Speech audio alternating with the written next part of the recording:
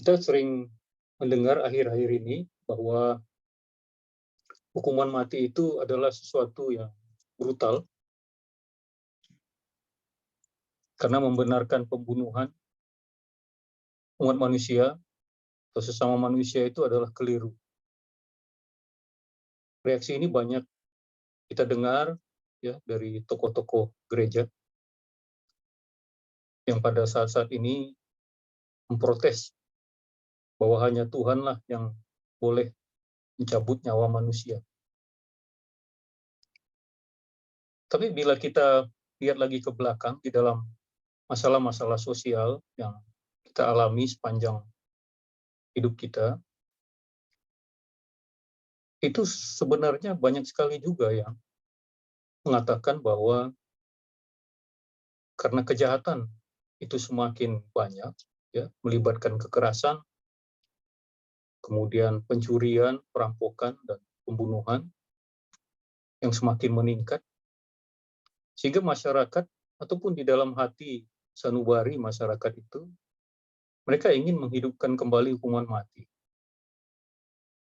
Ya, karena kejahatan sudah semakin tidak terkontrol. Kita bisa melihat ya, eh, di suatu daerah itu bagaimana ada dua anak itu membunuh satu anak ya, untuk menjual organ-organ tubuhnya. Itu beberapa 2 bulan yang lalu. Ya. Dia mengatakan bahwa mereka belajar dari situs dari Rusia untuk membedah eh, tubuh temannya, kemudian mau mengambil organnya untuk dijual. Kemudian kejahatan-kejahatan lain lagi juga kita bisa melihat bahwa banyak sekali yang sangat menyesakkan hati kita. Nah, sehingga di dalam sanubari beberapa orang itu ingin menghidupkan hukuman mati. Artinya menggiatkan hukuman mati. Dan bagi isu-isu terkait ekonomi maupun politik terhadap hukuman mati ini dan pandangan daripada kemanusiaan itu seperti apa ya? Nah, saya coba memberikan sedikit pemikiran ya dari beberapa bahan yang saya baca terkait dengan hukuman mati. Yang pertama adalah bahwa setiap pelanggaran terhadap hak milik pribadi seseorang, betapapun kecilnya, itu menunjukkan bahwa orang yang melanggar itu sudah tidak menghormati hak milik daripada orang lain. Dan siapa saja yang melakukan hal ini memang layak untuk dihukum. Jadi yang melanggar hak pribadi ini ya bisa saja menyangkut hak hidup, hak berbicara, ataupun hak terhadap tanah, terhadap rumah, terhadap properti daripada masyarakat. Tetapi sebenarnya yang pantas dihukum untuk hukuman mati ini adalah, kalau kita melihat sejarah, itu adalah kejahatan pembunuhan. Jadi siapa yang membunuh, itu yang dihukum mati. Tetapi memang kita bisa melihat di negara-negara Eropa ya, khususnya misalnya Inggris di abad ke-17 misalnya, mereka memberlakukan hukuman mati itu dengan sukacita. Jadi banyak kejahatan yang terjadi, penjahatnya itu dihukum dengan hukuman mati. Tetapi yang harus kita ingat adalah bahwa hukuman itu memang harus sesuai dengan kejahatan. Seperti kita bisa ingat bahwa mata ganti mata, gigi ganti gigi. Gitu. Jadi itu adalah hukuman yang sepadan. Hukuman sebanding dengan kejahatan yang dibuat. Nah, secara ekonomi misalnya, kalau ada orang mencuri, ya, dia mencuri dari seseorang sebanyak 20.000 gitu. Si X mencuri 20.000 rupiah dari si Y. Nah, dia itu harus dipaksa. Tidak hanya untuk mengembalikan uang yang 20.000 itu, tetapi dia juga harus mengembalikan 20.000 lagi terhadap korban yang tadi. Ya, si X membayar kepada Y, karena itu ada restitusi ganda. Yaitu dia harus dihukum karena sudah mengambil, kemudian dia harus didenda karena sudah melakukan sesuatu yang tidak menyenangkan terhadap si Y. Gitu. Nah, ini kan memang sangat mudah kalau dia terkait dengan uang, gitu ya. Terkait dengan properti, yang khususnya misalnya tanah atau rumah dan lain-lain. Relatif mudah untuk memberikan hukuman secara moneter seperti itu. Tetapi dalam kejahatan seperti pembunuhan, menurut pandangan saya, si pembunuh itu justru sudah kehilangan hak untuk hidup yang telah dirampasnya dari manusia lain. Jadi hak untuk mempertahankan nyawanya, si pembunuh ini, itu sudah tidak ada lagi dari mempertahankan nyawanya dari kekerasan orang lain. Jadi orang lain pun itu berhak untuk mengambil nyawa. Karena si pembunuh pantas dibunuh sebagai balasan. Jadi korban, ataupun dalam hal ini ahli warisnya, itu berhak untuk membunuh si pembunuh sebagai balasan. Dan dalam hal ini memang harusnya korban, bukan masyarakat, seperti kita atau jaksa wilayahnya yang harus mengajukan tuntutan untuk memutuskan apakah akan menjatuhkan hukuman atau tidak. Tetapi nyawa yang diambil adalah nyawa keluarga korban. Nyawa korban. Dan keluarganya ya berhak. Jadi kasus ini adalah kasus dua orang, dua pihak. Antara siapa yang mengambil nyawa dengan siapa yang nyawanya diambil. Jadi bukan antara masyarakat ikut serta atau pengadilan. Jadi tindakan pembunuhan ini konteksnya adalah karena si pembunuh sudah mengambil nyawa daripada korban itu. Jadi kita bukan menangisi si pembunuh. Kita bisa melihat sekarang ada kelompok-kelompok misalnya yang menangisi si pembunuh. Pembunuh yang sudah mengambil nyawa orang, malah dia ditangisi. Sedangkan orang yang sudah meninggal itu diabaikan. Kekerasan yang jauh lebih tragis dari yang dilakukan oleh si pembunuh ini terhadap korban.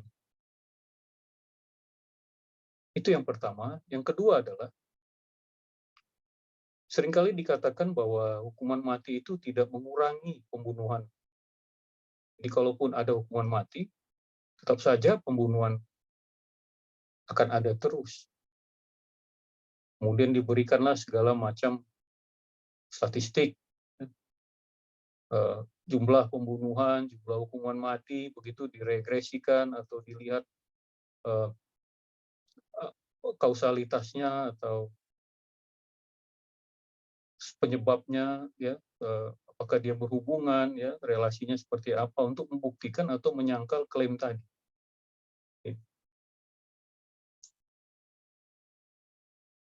Tetapi kalau kita lihat hal yang seperti ini, apakah benar seperti itu? Ya, sama seperti kita membayar pajak. Jadi kita didenda pajak, kalau dendanya lebih besar, apakah dengan mengenakan denda pajak lebih besar, maka tidak akan ada lagi orang yang tidak membayar pajak. Dengan tidak ada lagi orang yang akan mengurangi tidak membayar pajak. Kan tidak juga. Ya. Jadi ini bukan masalah utilitarianisme. Jadi bukan masalah utilize. Apakah kalau hukuman mati itu akan mengurangi jumlah pembunuhan. Gitu. Ya. Jadi kita bukan beranjak daripada pemikiran utilitarian untuk pencegahan di masa depan. Tetapi ini adalah berdasarkan keadilan terhadap hak-hak dasar yang dijamin oleh Undang-Undang Dasar 1945. Bahwa setiap manusia itu berhak untuk hidup, hak untuk merdeka. Dia tidak boleh dimatikan. Jadi hak-hak individu, hak-hak keadilan, itulah yang melekat pada setiap individu. Jadi tidak hanya misalnya kalau di negara negara Amerika misalnya, kita sering melihat bahwa kalau polisi yang dibunuh, maka hukumannya adalah hukuman mati. Atau penjaga penjara dibunuh, itu sudah pasti hukumannya hukuman mati. Nah ini kan tidak adil. Apakah hukuman mati hanya berlaku untuk orang yang membunuh polisi? Bagaimana dengan orang yang membunuh orang yang lemah, gitu, seperti kita, ya, warga negara Indonesia? Ini kan suatu parodi keadilan yang absurd, gitu, yang aneh, bahwa hanya orang-orang pemerintah saja yang dilindungi, sedangkan orang biasa tidak. Jadi kasusnya adalah, tadi kita lihat, yang terjadi adalah bahwa keluarga korban itu yang mengajukan tuntutan dan memutuskan apakah akan menjatuhkan hukuman atau tidak. Masyarakat tidak memiliki hak, dan tentu saja dia tidak memiliki suara dalam masalah. Dan korban, ya dalam hal ini ahli waris, dia mengajukan tuntutan, memutuskan apakah ada hukuman yang harus dijatuhkan, dan kemudian korban memerintahkan negara bisa tidak mengajukan tuntutan atau tidak menghukum korban sesuai dengan hak. Ya. Jadi sehingga si penjahatlah yang harus pergi ke korban, dan kemudian dia membeli jalan keluar dari tuntutan atau hukumannya. Dan dalam kasus itu korban bisa secara sukarela misalnya setuju atau mengizinkan si pembunuh untuk membayar uang ganti rugi atau pengganti sanksi lain. Jadi yang ketiga adalah bahwa ada batas-batas hak yang setimbang untuk hukum. Jadi keputusan ini kepada korban terhadap satu kejahatan yang menghilangkan nyawa daripada korban sepenuhnya, dan kemudian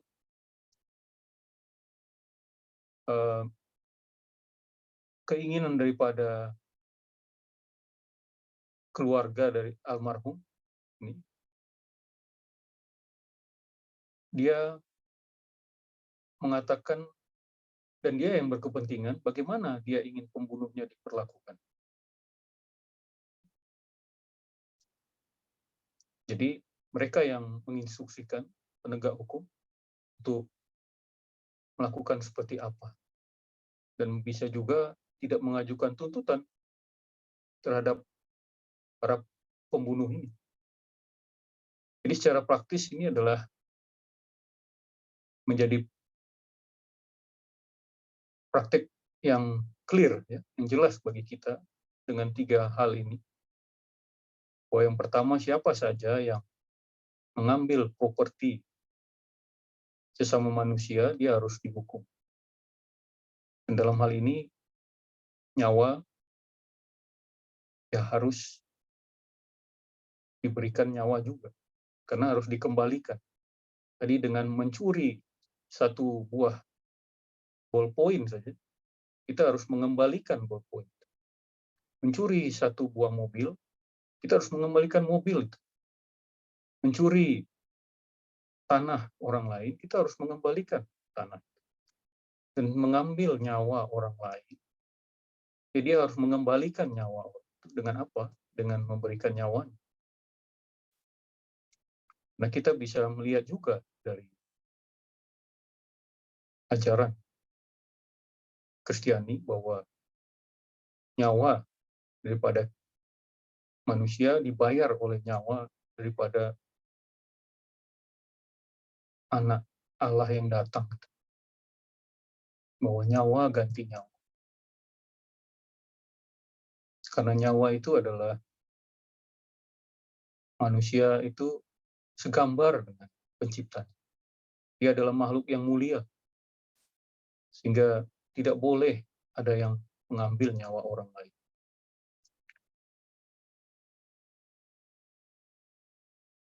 Jadi dengan cara ini, maka kita bisa mengerti apa yang harus kita lakukan atau pemikiran kita mengenai aspek kematian daripada orang yang dibunuh dan si pembunuh dihukum mati karena melakukan perbuatannya.